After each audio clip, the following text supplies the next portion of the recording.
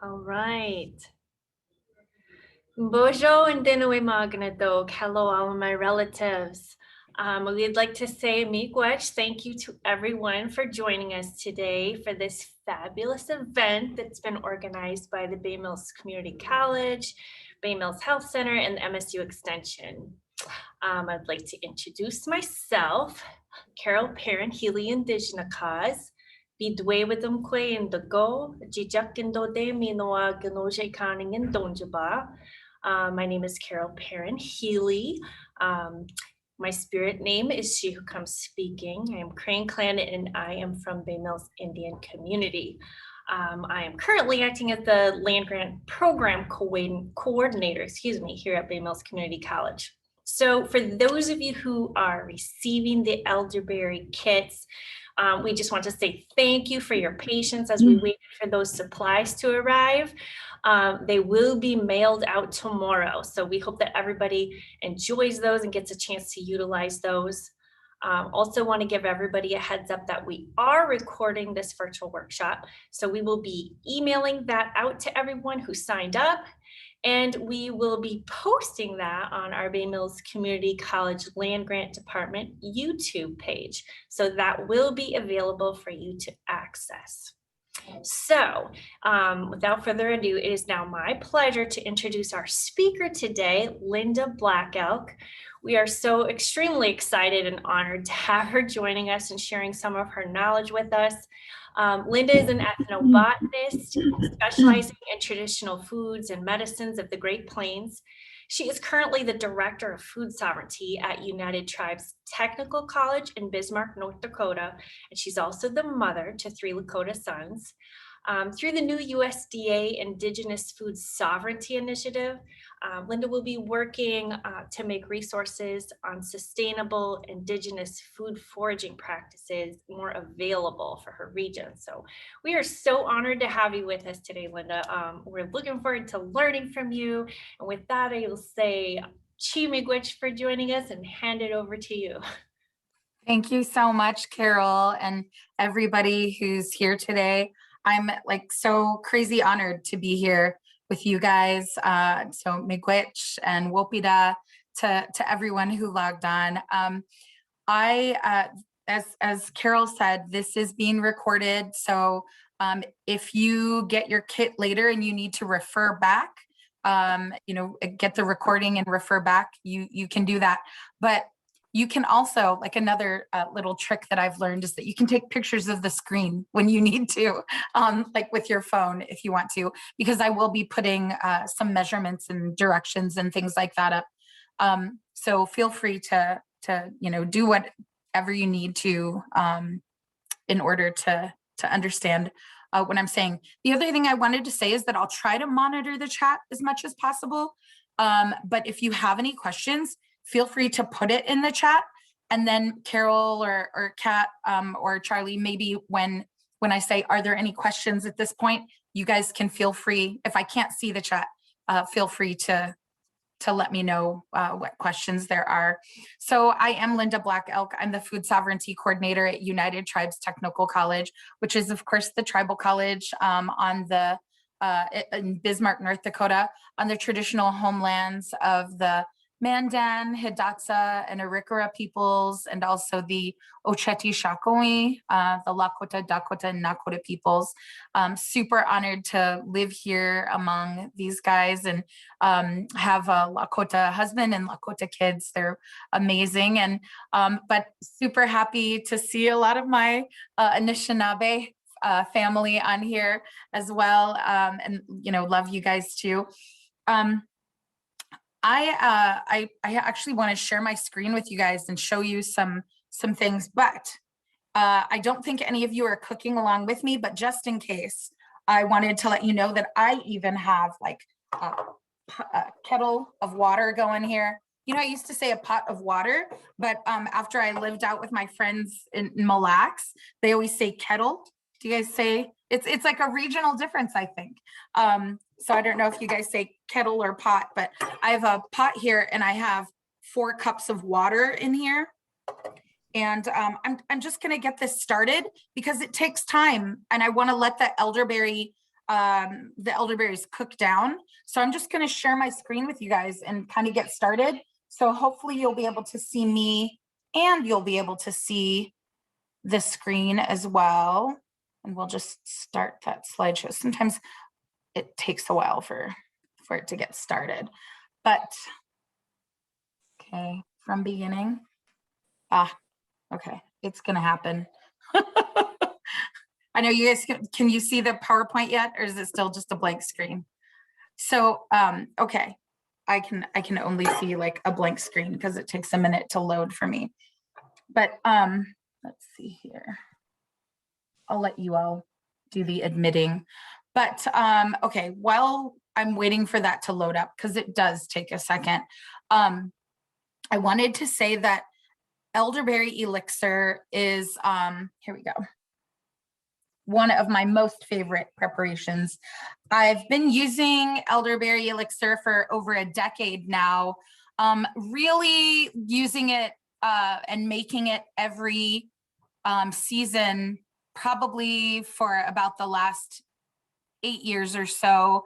And if any of you guys came to the No Dapple camps, over here, this direction on Standing Rock, I was making a lot of elderberry elixir then. We were using tons of it along with fire cider.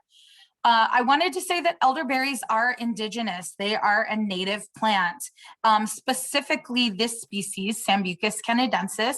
In Dakota, if any of you are Dakota or Lakota, you would call it chaputahu, which I've been told by elders refers to like the nose of like an animal, like the nose of a rabbit. And the only Ojibwe name that I've ever been able to find, you know, I've talked to a lot of you folks might know like Ralph Pewash and other people who know plants over there. And I've asked for Ojibwe names, and the only one I could find is Bibigwemanug, or Bibigweman. I've been working on that a lot. So, you know, but I'd love to hear if you guys know of other names, or if you are from a different nation and you know your folks' name for elderberry. I would love to hear it. I think it's fantastic, you know, all the different beautiful indigenous language names for plants and what they mean are so amazing. So feel free to add that in, but it's an indigenous plant and it loves to grow. I find it a lot over in Minnesota, in like roadside ditches and places like that. And it's, you know, really, really wonderful to see it growing over there. It loves to grow in moist sort of areas. You'll see it in roadside ditches. I'm not a huge fan of gathering plants in roadside ditches just because there's so much runoff from vehicles.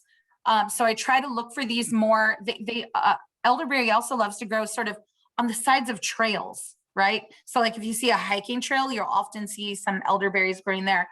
And of course, if you have received your elderberries yet, I don't know if you guys can see me, but elderberries are super tiny, right? So there's one. Do you see that I'm holding up? They're really, really tiny. They're really delicious. When they're dried like this, they kind of taste like a cross between like a blackberry, a dried blackberry, and a raisin, you know, really good. And you can eat them dried. You can just put them into trail mix and things like that. And they, you know, put them into, like if you make cookies for kids, throw some elderberries in there and they turn things purple, which is a lot of fun. Put them on top of yogurt or something like that. But, you know, even just in this state, you know, dried elderberries are very, very immune boosting. So great to have around. The other thing I wanted to say is if you see in that bottom left-hand photo there, those are elder flowers, right? So the tree is actually called an elder tree or an elder shrub. The berries are called elderberries and the flowers are called elder flowers, okay? So I have a bag of dried elderflower here. So these are those little white flowers. And if you have ever seen, or if you have elderflowers, you know they have the most gorgeous floral, perfumey fragrance to them. It's beautiful. And the flowers are also really high in immune boosting properties, and they're also very antiviral. Not quite as antiviral as the berries, but if it's tough for you to get young people to eat the berries, it's usually pretty simple to get young people to drink elderflower tea. Okay, so it's a good alternative. And sometimes, just because the properties are slightly different, I will sometimes add elderflower to my elderberry elixir. Okay, so it's just another option there. But I have my kettle of water here with 4 cups of water. Let me show you guys. Let's see here. Okay, so these are just some of the directions that I'll go through. I have my 1 cup of elderberries right here that I'm putting in 4 cups of water. Okay, and I'm going to, get that started cooking on my I have a little hot plate here right next to me. So I'm going to get that going. At this point, you can add all kinds of antiviral spices or other herbs, okay? And we'll talk more and more about those. But like, for example, I'm going to add, and you guys are going to get in your kit, you're going to get a cinnamon stick. I'm going to add that to my kettle. You all are going to get some of these beautiful little, do you see these? Star anise or star anise. Okay, you're going to get some of those. They're gorgeous. Going to add those. And I think you're going to get some cloves too, if I remember correctly. And I have some cloves here. And we'll talk about how many you add, but I'm going to add some of those. I'm also going to, do you guys buy fresh ginger? Okay, this is not what fresh ginger is supposed to look like. This has been sitting around and it's kind of dried and dehydrated on my kitchen counter for a few weeks. But these are perfect. These old pieces of ginger root that, you don't want to use them for stir fry because it's not quite fresh anymore, but you don't want to throw it away either because this stuff's kind of expensive. So a great way to use these is to use them in your elderberry elixir. So I just usually break it up into pieces and put it in there. And, I'll talk about measurements and like how much ginger you should add or whatever in a second. But, I also have some beautiful fresh turmeric. Well, that's still beautiful, but maybe not quite so fresh anymore. I love using this in fire cider. If you guys are familiar with fire cider, if not, you guys should definitely do a fire cider workshop at some point if you can. But I'm just going to take that and break it into pieces and put it in. Why am I doing this? This isn't on your recipe. I just have these laying around. And elderberry is totally a personal thing. I have friends who don't even put, they don't even just put elderberries in theirs. They put choke cherries in as well because they love choke cherries, right? So once you get your recipe down, your personal preferences, it might be totally different from mine, And so when I make elderberry elixir, I add in, all the cool antiviral stuff I have sitting around that might, maybe isn't going to last as long. I put those in as well, and I had that ginger and that turmeric laying around. So I thought, oh, I better use those. Okay. So we'll talk about the other optional ingredients. I also wanted to say a word about using nonstick pans. How many of you guys have heard the story about the guy who was cooking with his pet parrot on his shoulder? Anybody? This is true. You can look it up. He was stir frying some stuff in a nonstick pan, a Teflon pan on his stove, and he happened to have his pet parrot sitting on his shoulder. No lie. Sounds crazy like a pirate story.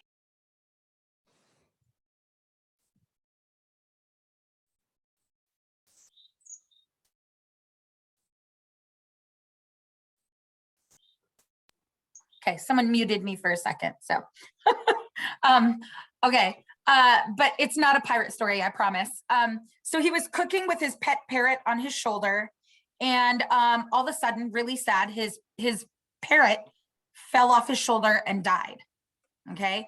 And what they found, it was one of the first instances where they really found that Teflon and nonstick coatings, when they're heated to a certain temperature, they give off a toxic fume, a toxic compound into the air. And it's very bad for human beings, especially in the long term. But it's really bad for like pets and smaller animals.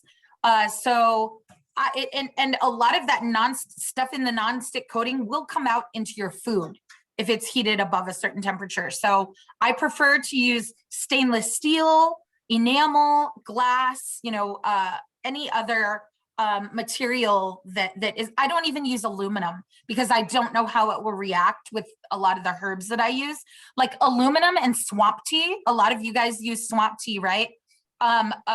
Aluminum and swamp tea will react with each other. So if you're making swamp tea, try to make it in stainless steel and things like that. Okay. Try cast iron. You can use cast iron and things like that. But think about the long-term reactions of those as well. So we have our ingredients in here. I'm going to add more ingredients as we talk about them, but I'm basically going to bring this to just a really low simmer. I'm going to reduce the heat down.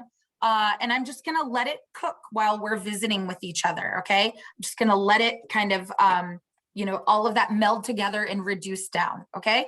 And you, as I say in here, you want the liquid to get black and shiny and a bit thicker. And by the time that we're done with this, it should reduce down. We started with 4 cups of water. We'll probably end up with about 2.5 cups of water, okay? Of liquid. Okay, so next, we'll finish this up, but I'm gonna smash the berries to release all the juices. I wanted to say that sometimes you can purchase elderberry powder. So you can purchase the elderberries that are already ground up, and that's really nice too. You're free to do that. You can use powdered spices as well, like powdered cinnamon and powdered clove. But it does make the elderberry elixir very strongly flavored. So I find that when I use things like powdered cinnamon and things like that, it's very difficult to get my children, young children, to take it. Okay, because they're like, oh my gosh, that powdered cinnamon flavors and powdered star anise flavor, which tastes like black jelly beans, which a lot of kids aren't crazy about anyway. It becomes very strong. So that's why I prefer to use the whole herbs instead, okay? But later on, we're gonna strain our mixture with cheesecloth. I'll go back to these directions, so don't worry. And then I'm gonna add my honey. If you don't have really good raw honey, like I have honey here that was literally scraped out of a hive and filtered through some cloth to get all the little bee parts and solids out. And that's what this is. That's all this is, it came right from the hive. And I love that. That's what I prefer. So try to look for raw, unfiltered honey. But if you can't find that, you can use whatever. If you want to use, you guys have a lot of access to your beautiful maple syrup up there. My friend Jerry Jandreau, he always gets me some of his syrup, and I get it from other friends over there, who have their sugar bush, and it's delicious. And maple is medicine as well. I think a lot of you already know that, but it makes a wonderful cough medicine all by itself. We can also talk about the fact that you don't have to add any sweetener to this if you have someone who's diabetic. Okay, you don't have to add any maple syrup. You don't have to add any honey. You can just serve this as is. Okay, all right. We'll come back to these. Okay, so I wanted to talk just for a minute about, let me ask first, are there any questions? Can I see the chat? Let's see if I can get it pulled up here. I don't see it. Are there any questions for me, Carol? I don't think we're seeing, oh, go ahead, Carol. Nope, go ahead. I'm just peeking with you to see. We got lots of comments so far. I think folks were asking about getting a copy of the PowerPoint. I know, yes, Linda said that she's happy to share that with us, and we'll be sending that out along with the recording afterwards. Yes, I definitely will send the PowerPoint out, and so that you can all have access to it. And it'll have the recipes on here. It'll have all these plants on here, which is a lot of fun. And I tried to put the Ojibwe names on all of these for you guys. So like, for example, this isn't one of the herbs that you're going to be receiving in your kit, but I wanted to talk about it for a second because elderberry elixir, like, okay, I just want to show you guys. I have a bottle of elderberry elixir just sitting a foot and a half away from me. Not and not because I wanted to show you guys, like, we use this every single day, you know, especially during this COVID-19 pandemic and all of these new types of COVID. It's been crazy. And one thing that we have, oh, perfect. I can see the chat now. One of the things that we have found out is that COVID, you know, if any of you guys know someone with long COVID, you probably have found out that it's not that their lungs get filled up with gunk, right? Coughs on COVID don't tend to be very productive. It's not like you're able to cough stuff up and spit it out, right? Kind of gross, but important to talk about. What's happening is our lungs on COVID feel like they're full of stuff, but they're actually highly inflamed. So our breathing passages go from this to this, right? And it's because COVID causes damage to the epithelial lining of your blood vessels in your lungs. So you have all these beautiful vessels in your lungs and breathing passages, and the blood vessels become damaged and inflamed, and then your breathing passages become smaller and it's hard to breathe. Yarrow or Ajitamuzo is wonderful for healing blood vessels, okay? And so I've been using a lot of yarrow in my elderberry elixir. It's just one more, you know, beautiful medicine, traditional medicine that we have that's great. So if you know someone with long COVID and you want to make some elderberry elixir for them, or if you know someone who has COVID, or someone who, you know, if you just want to keep it around just in case, this is a great herb, you know, one option to add to it. Of course, it grows everywhere. I always talk about the fact that it's great for stopping bleeding. That's why that picture in the bottom left-hand or right-hand corner. And then it's also, it's edible and safe. You can cook with it. That's a pasta that my friend, Chef Alan Burgo made. He's a chef out in Wisconsin, and he works with dried and powdered yarrow when he makes certain pasta dishes, and it's delicious. So it's a wonderful medicine to use. So someone asked about red and yellow yarrow. Are they the same? So the indigenous variety of yarrow, Achillea millefolium here, Ajitamuzo, is always white, okay, always. But there are varieties that people grow in their gardens that are red and yellow and pink. They're gorgeous. Those varieties we have found are not as medicinal as the wild yarrow. They're still medicine, okay? And you can still use them. You just might have to use a little more to really get the effects, because the medicinal compounds are lower in those cultivated varieties of yarrow, okay? So it's just one plant that you can use in your elderberry elixir. I also wanted to talk about some of the spices that I've used in here, or herbs, you know, whatever you want to call them. So I used cinnamon. I put a whole cinnamon stick into mine. I'm going to stir mine here real quick right now. It's starting to come up to a boil here. I used a cinnamon stick. Cinnamon is so antiviral, you guys. We really underestimate it because we think of it as something that we like put into pumpkin pie, right?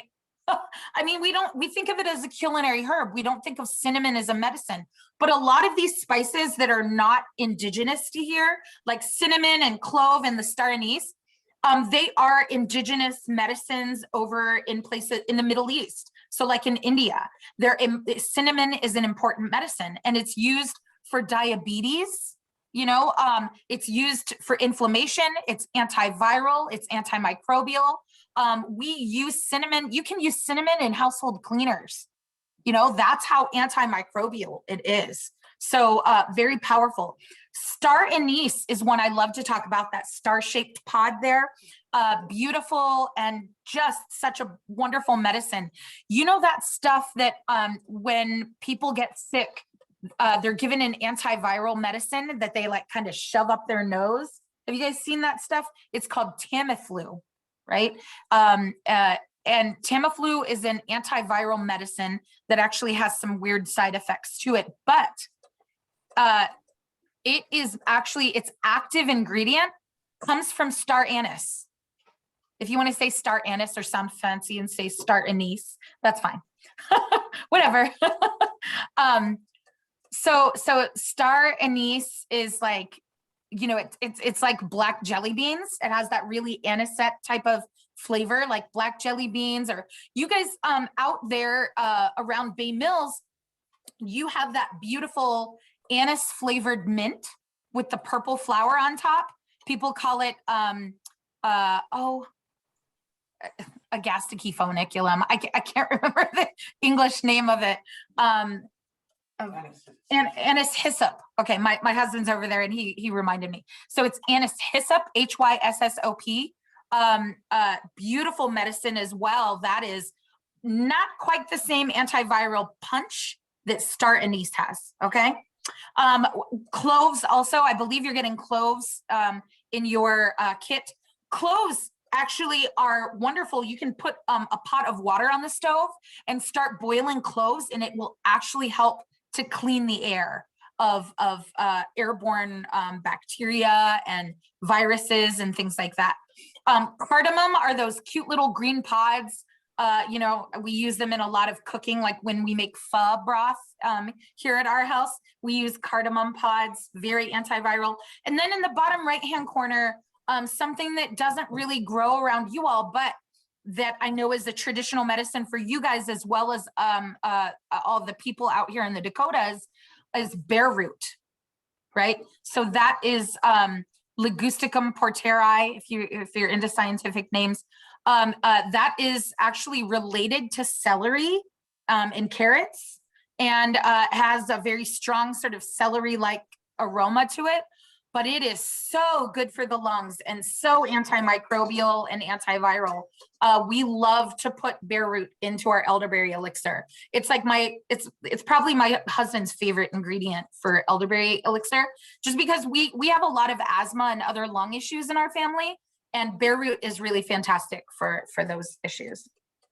Okay, I better speed up here. In your kit, you are actually going to also get some rose hips. And I want to talk about the rose for just a second, Ogin. I'm not sure, and Kat or Carol, one of you guys might know, did you get rose hips that have no seeds, or did you get the whole rose hips that still have the seeds in them? Does anyone know? We will have to check. They just came in late yesterday, so I'm picking them up after the webinar. Awesome. Okay. So sometimes you'll get whole rose hips. Okay. Here, let me get one of these out of here. So just right off the shrub, just like you see in that photo there, right? So that's a wild rose bush, which I know they do grow out by you guys. And you can just harvest them right off the shrub. You guys, winter foraging is a thing. You could still go out right now and find some beautiful rose hips. They'll look kind of dried up.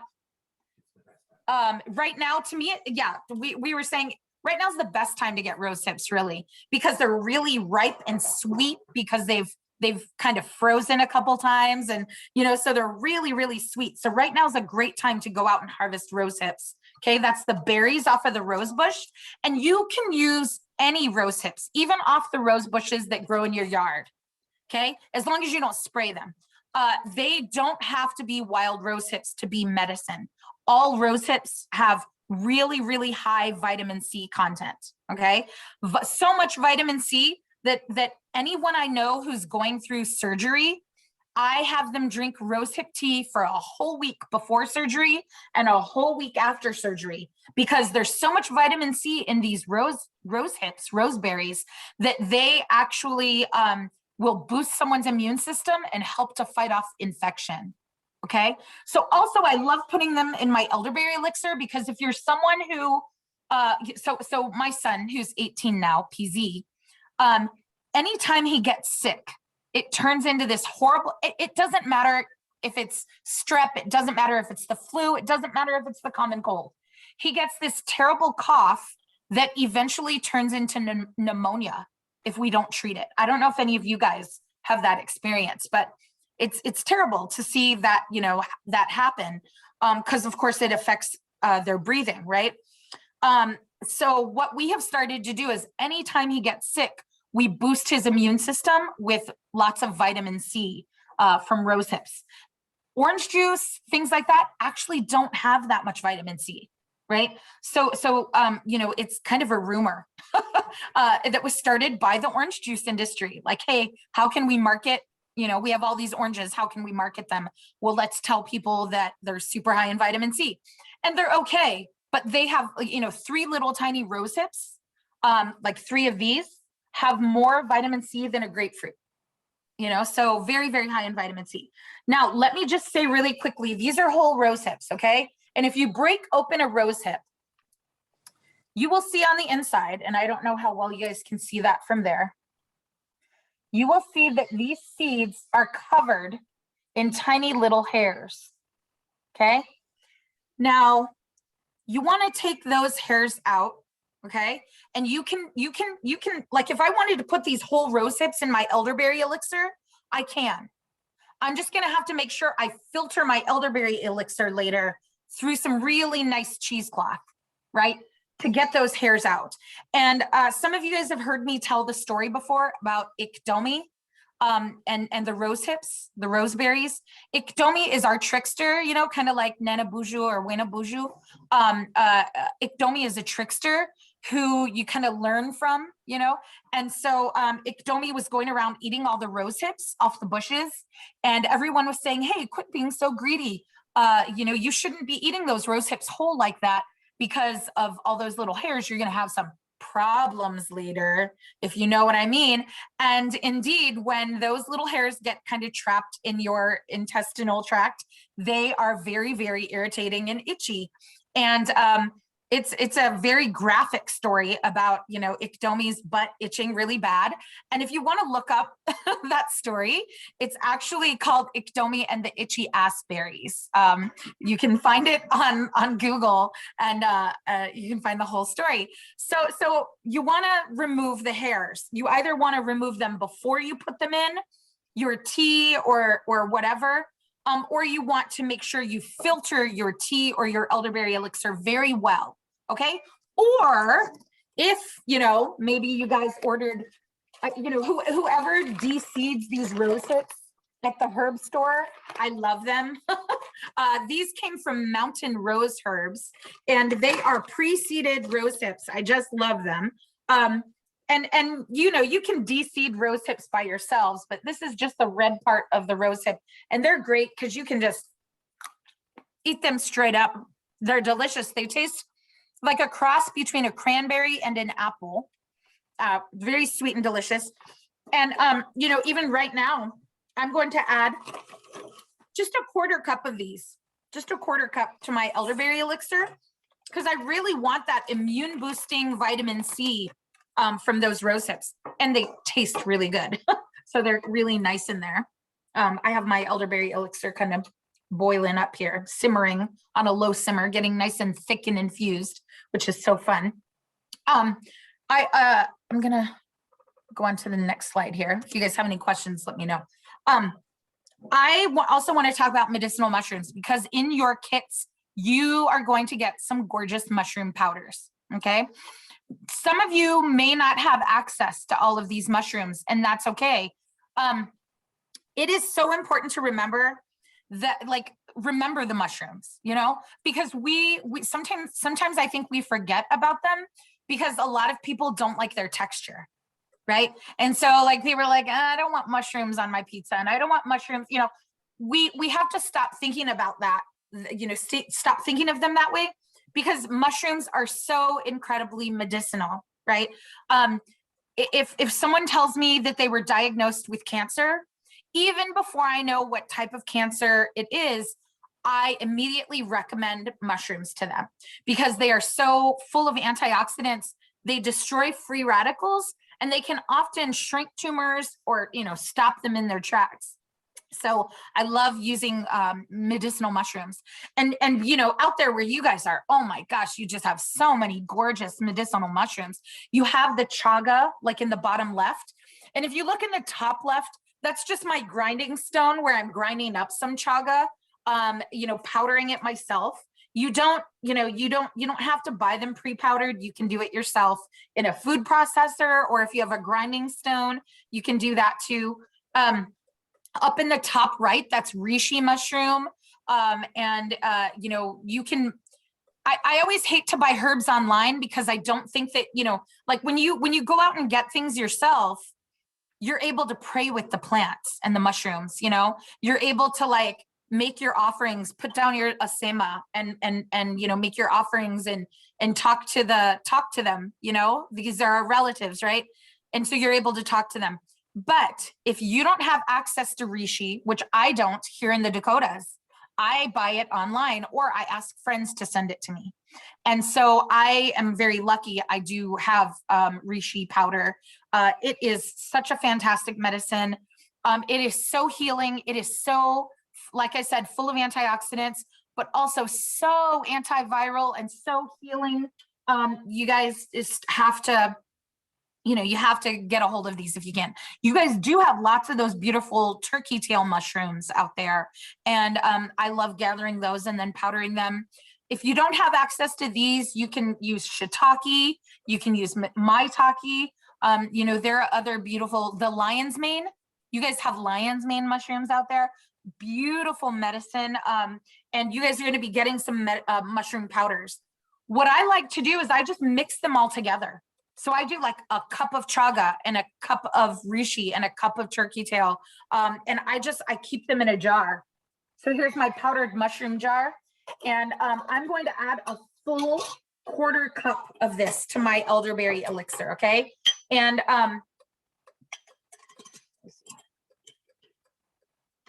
okay, I've added that in. You can add more, you can add less. You don't have to add them at all. But I really highly recommend incorporating mushroom into your life as much as possible. One thing that my cousin does, because she hates mushrooms, and even knowing that they're in her elderberry elixir bothers her. So one thing that she does, and I don't know why this is any different, she actually takes a spoonful of mushroom powder, mixes them in with a spoonful of honey, and just downs that in the morning and follows it up with some of her coffee. Right? So, you know, it's just mushroom powder and honey. Even that is amazing medicine. And we actually, we've been in our medicine kits that we give to people for COVID. We've been using a lot of mushroom powders because mushroom is very anti-COVID. And we've been giving a lot of that out. And we've been doing infused honeys as well. So mushroom infused honey is a thing. It is a wonderful medicine. So I highly recommend that. Okay. And so we've been putting that in there. How am I doing on time? Okay. I don't have tons of time left. I'll go through them kind of fast. Other herbs that you can add are the beautiful bee balm. You know, very antimicrobial, antibacterial. You can, you know, it's a member of the mint family, kind of tastes like oregano. So it adds a really interesting flavor to your elderberry elixir, but it's very, very, you know, very immune boosting. There's more of the bare root. I just wanted to show you what the plant looked like. I showed you the root. We've been giving out a lot of this bare root infused honey. You know, so if you don't want to put it in your elderberry elixir, you can grind it up and mix it with honey as well. And then hawthorn. Wow, hawthorn is so wonderful for your heart. If you know someone who has some issues going on with their heart, hawthorn is their friend. Hawthorn berries, hawthorn leaves, hawthorn flowers, they lower blood pressure, they lower cholesterol, they improve muscle function. So do you have friends who maybe have long COVID and they're tired all the time and they just feel like their muscles are getting weak? Or do you know someone with something like MS, multiple sclerosis, and it's having an effect on their muscles? This is the herb for them. Okay. And I put a picture of hawthorn berry ketchup there in the top left-hand corner, just to show you guys that like we make ketchup out of these berries. It is an incredibly safe medicine to use. And so we love putting hawthorn into our elderberry elixir because it's so good. Especially the combination of the yarrow and the hawthorn are wonderful post-COVID. So putting that in your elderberry elixir is always a really nice idea. Okay, so I'm actually not at the end. I want to go back to the directions a little bit here so that we can start to finish up. Before I do that though, let me see if I can see the chat. Okay, I can't see the chat again. Are there any questions right now at this point that we might want to? We do have a few questions, Linda. Okay. First one, let me go back. Can you describe a little bit more about bare root or what it is? Yep, sure. So actually, you guys can kind of see the slides still, right? Can you see that? Okay, good. So Makwajibik, bare root, is a plant that grows in the mountains. And I usually find it above 6,000 to 7,000 feet in the mountains, in the Rockies in particular. But so actually my, the Anishinaabe who live in northern Montana, I get a lot of times that's who I trade with, from friends of mine up there. You have to be really careful because there are actually, if you don't know what this looks like and you have not harvested it before, there are poisonous lookalikes to bare root. Okay, it's also known as OSHA in English, OSHA root. But be very careful because poison hemlock, like the poison hemlock, looks a lot like this. Okay, they don't tend to grow in the same places and they don't smell the same and all of that. But learn, I guess what I'm saying, it's not going to be growing around bay mills. So don't go out and try to harvest bare root around bay mills and think that you've found it. Maybe someone's growing it out there in a garden. I don't know, but you will definitely want to, have me or someone else take you out and show you what it looks like before you start to harvest it. But it's a fantastic medicine. Next question. Okay, we had a question, fresh versus dry berries and the quantities and technique differences for the elderberries. And then kind of a follow-up, if we don't have a full cup of the elderberries, how will it affect the strength of the syrup? Okay, great questions there. So fresh, yes, absolutely. When I can get fresh elderberries, which is not very often, the thing is we'll go harvest elderberries and they dry really fast, like in 2 days. So, but you can use fresh elderberries. You just probably want to use a little more. So instead of just using 1 cup of elderberries, you'll want to use like 1.5 cups of fresh, just because, the dried elderberries are so condensed and all that water is out of there already. So the fresh are not as strong. Okay. But you can definitely use them. And you can, like harvesting elderberries is a thing in and of itself because they have all these tiny little stems on them. So one of the easiest way to get the stems off is to freeze them first. And then the stems come off very easily after the elderberries have been frozen. Okay. So I'm not sure what was meant like by different techniques and things like that, but if you don't have a full cup of elderberries, it's totally fine. Totally fine. You could even add some choke berries, which you guys have out there, not choke cherries, but choke berries, but you could also add choke cherries. You can add all different sorts of herbs to up the antimicrobial, antiviral properties. But elderberry is just so amazing. For its antiviral properties. So if you don't have a cup, just lessen a full cup of elderberries, just lessen the amount of water, right? The traditional medicine doesn't have to be this super difficult thing. Some of you might have heard me tell the story about my dear friend Robin, who is a very famous herbalist in Montana. She's amazing and knowledgeable. But when she and I first started communicating, she asked me, she sent me this email talking all about purple coneflower. You guys know purple coneflower, also called echinacea, which, by the way, I have some gorgeous purple coneflower flowers and leaves here that a friend sent me. You can use this in your elderberry elixir as well. But my friend Robin, years and years ago, 20 years ago, emailed me about echinacea. And when I looked at her email, it was 3 pages long, giving me directions on how to use echinacea. And she was like, how do you guys use it? And I emailed her back and I was like, we dig it up and then we chew it. I mean, it's really, it's a totally different worldview. Making elderberry elixir is not, like let's say that you didn't add enough elderberries. It's still going to have antiviral properties. It's just going to be a little weaker. Let's say you didn't have star anise. Oh, well, don't add the star anise. Even just the elderberries, like I said, eating a few of them, even that gives you lots of beautiful antiviral medicine. Okay. So it's more about, making sure that you're incorporating these beautiful traditional medicines into your life every day. And incorporating them into your diet. I have friends who are Amish who make elderberry pie. And so that's their way of getting this antiviral ingredient into their life. They make elderberry pie. I'm not the biggest fan of it. If you like raisin pie, you'll like elderberry pie. I'm not a fan of raisin pie either, but there are good recipes for it online, and whatever you have to do, you do it because that's, you want to use these medicines, right? So let me talk a little bit more about the directions and finish this up.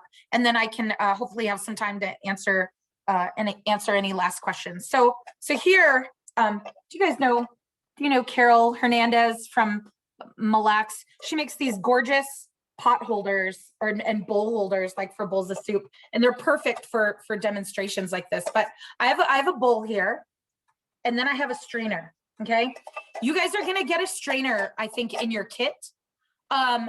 If you are using rose hips that still have the seeds, do me a favor and put a towel in here, or put a piece of cheesecloth, or put a piece of an old t-shirt. Don't overcomplicate it. Just, make a good filter so that you can get the hairs out. Okay. I'm using this. Okay. It's not all that fine. And the reason I'm using this is because I actually want the mushroom powder to come out into my elderberry elixir. I want to put those mushrooms into my body. Okay. I don't want to necessarily strain those mushrooms out. That's why we're using the powder. Okay. Dear, can you come help me strain this? I'm gonna have my husband come pour this off for you guys real quick. And so I'll hold this up. Yeah. Okay, thank you. Okay, so don't wear a white shirt when you do this. I just want you, here, change the angle so they can kind of see the liquid. Beautiful. See how pretty that is? It's thickened up a lot. It's gorgeous. We're just straining it in here, pouring it through, okay? And then all I have to do is lift my strainer. Here, dear, take this. Lift my strainer out of here. Put it back into the pot. Okay, now, this elderberry elixir, okay, I can stop here. Let me see if I can. I don't want to pour it onto my laptop, but I want you guys to be able to see it. It looks a little different than a lot of elderberry elixir is like bright purple. This isn't quite as bright purple because of that mushroom powder. And that's a good thing, right? That's a really good thing. If I am giving this to someone who's diabetic, I'm going to stop now. I would stop here. Oh my gosh, you guys, the smell is just gorgeous, but I would stop here. But I actually am using this for my family So not only do I want the honey because it tastes great, but I want the honey because it is so medicinal as well. Good honey is medicine all by itself. Numerous clinical trials that have shown that plain honey works better at controlling a cough than over-the-counter cough syrup. Plus, over-the-counter cough syrup has horrible, horrible things in it. It has dextromethorphan in it, DM. That's why when you see like Robitussin or Dimetap, it's Robitussin DM or DX or whatever. Don't use that stuff, especially not with your kids, for goodness sake. They've shown that long-term use of over-the-counter cough syrup can actually dampen your ability to feel emotions in the long term because of that dextromethorphan. It works as a hallucinogen. It doesn't even help to control cough. It actually dampens the cough response. It works on your brain to make you think you don't have to cough. So don't use over-the-counter cough syrup, especially not when plain honey works better to control a cough, okay? So this is raw honey, like I said, just straight from the hive. And I'm just going to, not on the heat. Don't do this over the heat. You don't want to cook your honey. You just want to gently melt it into your warm elderberry elixir, okay? So I'm going to pour this in. Okay. And I'm just going to stir it around till it melts into my beautiful elderberry elixir. I want to get all that honey out. It's too good to waste. Okay. And then once it melts into there, just stir it around a little bit and let it melt into there. Then you're done. You're just completely done. Okay. So let me just, just listen to me just for a second. In fact, I'm going to stop sharing for a second. I'll reshare, but if you guys want, but let me stop sharing for a second, because let me tell you how simple this is. You put water and elderberries in a pot on the stove. You let them boil for a little while, simmer for a little while. Okay. And then you strain them and you add honey. That's it, guys. That's it. That's really all that it is. If you want to do more than that, you can. Everything else is extra. Adding the star anise, adding the rose hips, adding the mushroom powders, great. That's wonderful. And I hope you do that. But that's extra. You know what I mean? And it's not 100% necessary for you to do that. It's really all about the elderberries, cooking down in the water, straining them out and adding the honey. That's the foundation for your recipe. This elderberry elixir, especially with the mushroom powder all by itself, is so wonderful for coughs. If you are working with someone who is diabetic, and you want the medicinal property of the honey, but you don't want to up their blood sugar too much, you can make a syrup with like stevia, right? So you can use you can make it like into a syrup. Stevia is good for coughs as well, but not as good as honey or maple syrup. You can, just use a tiny bit even of maple, just enough to kind of coat their throat, or honey. Okay. But if you don't want to use that at all, just your elderberry elixir with no honey is wonderful for coughs as well. So my sis Holly is asking, how much elixir should people take each day? Okay. So that's a great question. We in our family, in order, as a prevention, every evening, we set up our little glasses. I hate to say it, but we use shot glasses with fire cider and elderberry elixir. We actually mix them together. We're kind of used to that flavor. But we just set those up, and even our 6-year-old, he takes that as well. So we do about a tablespoon each day, okay, for prevention. If you are sick, okay, you can literally do 5 tablespoons every day. And if my kids get sick and they have a cough, let's say they're up at night and they start coughing, we actually put a little cup and a spoon of elderberry elixir next to their bed, and they can wake up, if they're coughing, take a spoonful of it and go back to sleep. And it really helps them, because it stops them from coughing all evening. Hey, Linda. Yes. Quick question that is a good segue from that, I think, before people have to jump off for their next meetings, or if they have to leave right by one. Do we refrigerate this after we make it, or is it Excellent shelf question. stable? And then Yeah. what is the shelf life? Okay, so in the fridge, this will keep for pretty much ever. I have had jars in my fridge for like years that I've still used. You know, you just want to look for mold, and you know, I'll be honest, I spoon the mold off and then I still use it, but you might not want to do that, you know, and that's fine. So let's talk about this. Why do I keep it in the fridge? This elderberry elixir will ferment into elderberry mead. Do you know what mead is? It's like a honey wine. It will ferment if I leave this on the counter. And one time my husband and I accidentally left a big jar of elderberry elixir. We closed it and we totally forgot. I think one of us thought it was jelly or something, and we put it in our cabinet. And like a week later, or it might have even just been a few days later, we heard this huge explosion in the kitchen. And we were like, oh my God, what was that? We looked around, couldn't figure it out. We were kind of scared that someone had shot at our house, you know? We opened up a cabinet and there was elderberry elixir and glass everywhere. And so it will ferment and explode in the jar. So if you want it to ferment, you can actually don't put the lid on tight. Go ahead, let it ferment, but don't put a tight lid on, just kind of cover it, okay? If you are worried, if you don't want it to ferment, you can actually add also a spoonful of lemon juice to each jar. You can add like a tablespoon of lemon juice. It adds a delicious flavor. It kind of tastes like elderberry lemonade at that point. And it also will slow down the fermentation process because of all the acid in there. And then you can still keep it in the fridge, okay? Now, if you buy elderberry elixir from the store, oftentimes they prevent fermentation by adding alcohol to it. They'll add like just a little bit, like a teaspoon of brandy or bourbon or something like that. I know a lot of us want to avoid alcohol, and that's great. So you don't have to add that. Just keep it in the fridge. Add some lemon juice if you want, okay? All right, and I can stay, but I know it's time for some of y'all to go.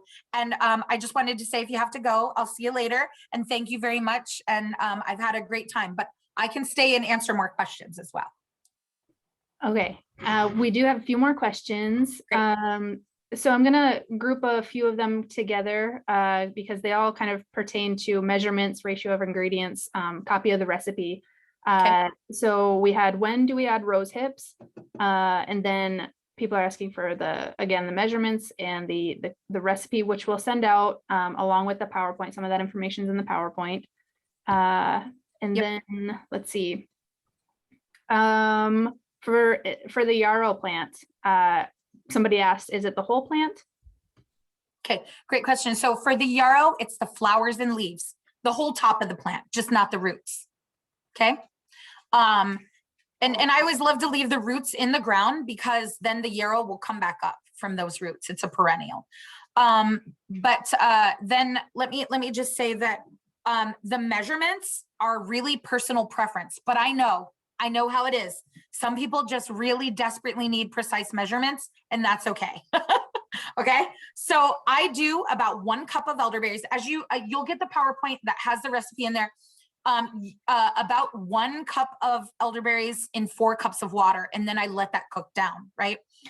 So I'm probably going to end up with about 2.5 cups of liquid. Then I added my 1 cup of honey, so you know I'm kind of back up to about 3.5 cups or so, and that's great. When do you add things like rose hips and yarrow and the mushroom powders and things like that? When I put my kettle on the stove. I put my ingredients in there, all of them at the same time. Then I pour my water over it and I let them all cook down together. Okay. I didn't do that for you guys just because I wanted to talk about the plant some, but really that's what I do. If you are using any of these ingredients, it's really personal preference how much you want to add in there. But I used about a 1/4 cup total of mushroom powder. So I did, like in my jar, this was like a 1/2 cup of chaga, 1/2 cup of reishi, and 1/2 cup of chaga, reishi, and turkey tail. Okay. And then I just took a 1/4 cup of that and put it into my elderberry elixir. It's personal preference, but you can add more or less. I would say minimum for the real medicinal effects, you want to add at least a tablespoon of each mushroom powder to your elderberry elixir, a tablespoon each, okay? The rose hips, the yarrow, I usually do like a 1/4 cup of those. Those are strong medicines, so I usually add about a 1/4 cup of those.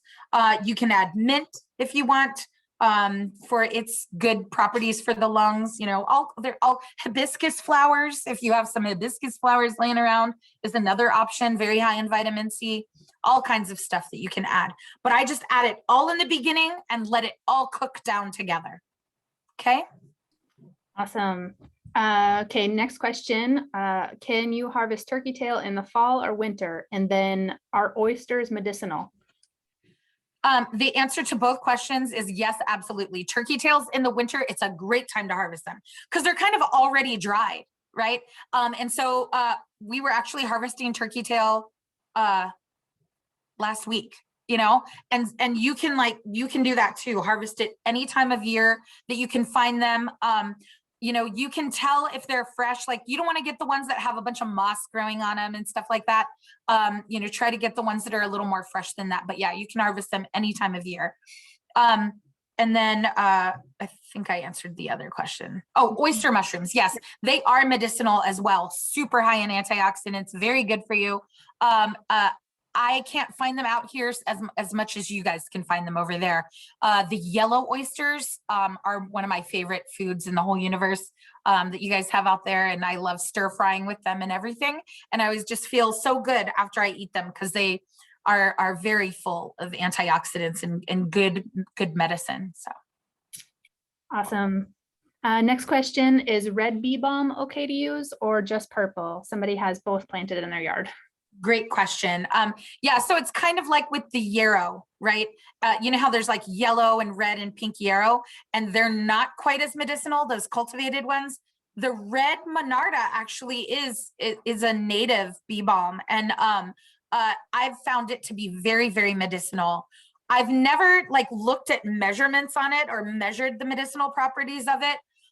But it is beautiful and highly medicinal. So yeah, I say go ahead and use it. Awesome. Okay, just a few more questions, and then Kat is going to share some information about sourcing ingredients and things like that.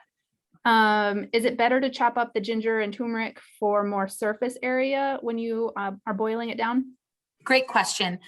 Yes, I love, okay. So my friend TPZ, I don't know if any of you guys know her. She has that beautiful soap company. She's Lakota, and she has a beautiful soap company called Ha'i Pajaja Pejuta.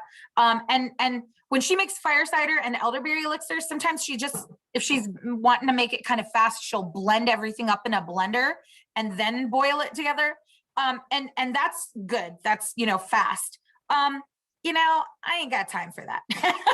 So sometimes I just throw stuff in, right? You just saw me break it up with my hands and throw it in.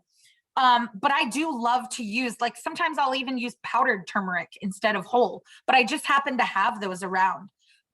So yes, you can chop them up, and it does, it gets stronger faster. So that's nice. Awesome, miigwech.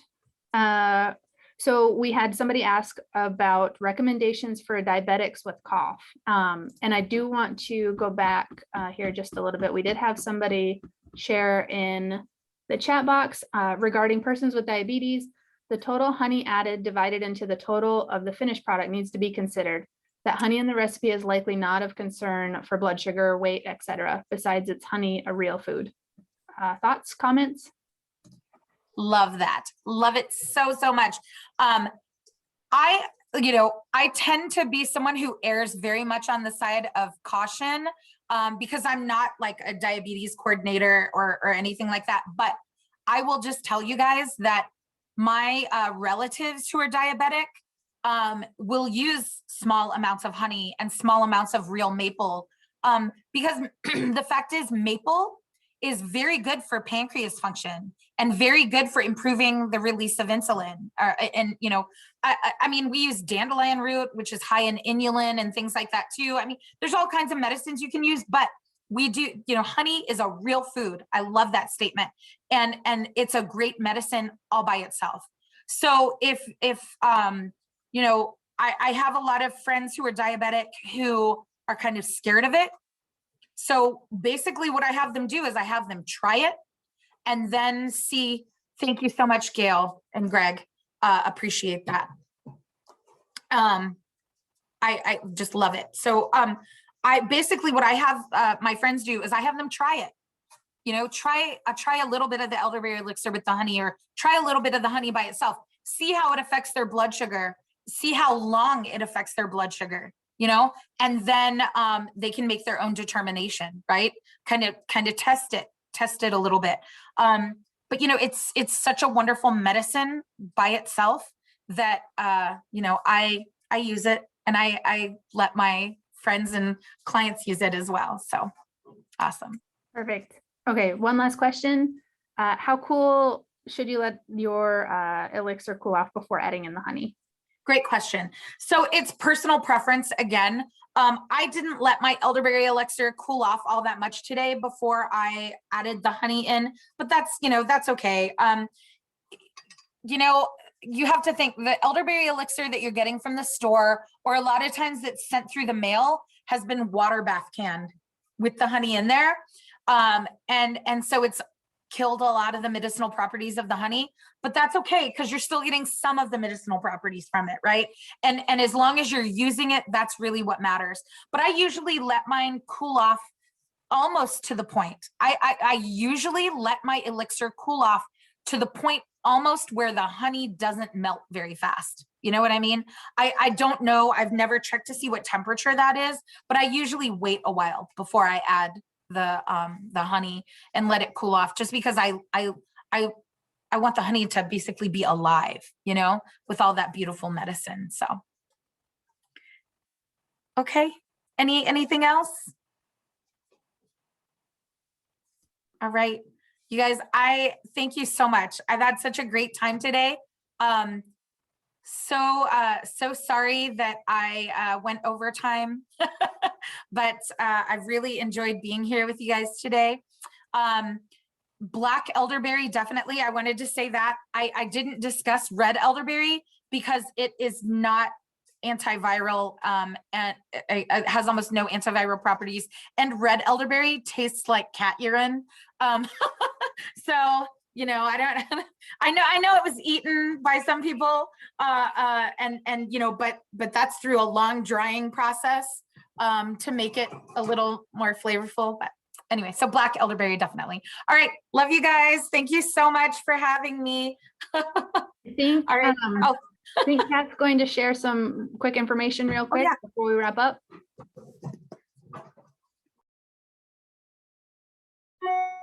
Oh, you're muted, Kat.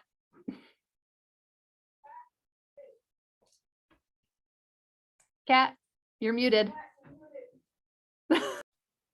Charlie's trying to like yell to me from the other office. Thank you. So we have a mason jar for you to put that in, some local Michigan honey.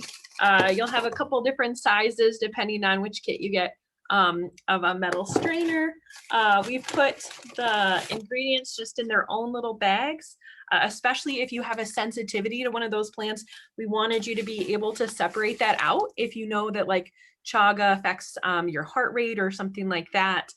So those are just, and we'll, when we send out the email, you'll have the code, but you can probably guess R is for reishi, TT is for turkey tail. And then they wanted me to talk a little bit about the sourcing. I know we replied in the chat earlier for the chaga or shiitake. We have, we purchased that from Herbal Lodge, which is a native owned company that's based in Michigan. For the turkey tail, we just went with a national, we were just able to source from a national company, Ohm Mushrooms, but I've used some of their things in the past and I've been happy with that. And then a company that's new to me, and we're glad for Linda's recommendation, Red Root Acupuncture and Herbs. was an online, let me see if I can get that closer, an online order from another native owned business that I believe was in the Southwest. So of course, we always look forward to suggestions from you all on where we can source more of these things locally. The majority of the ingredients were sourced through Mountain Rose Herbs. So thank you, everyone. And please let us know by email or giving any of us a call if you have questions afterwards. And we're just so grateful, Linda, for having you join us, share your passion as well as your knowledge about these beautiful plant relatives. Thank you. Thanks again so much for having me, guys. See you later. Thanks, Linda. Thank you. Love you guys.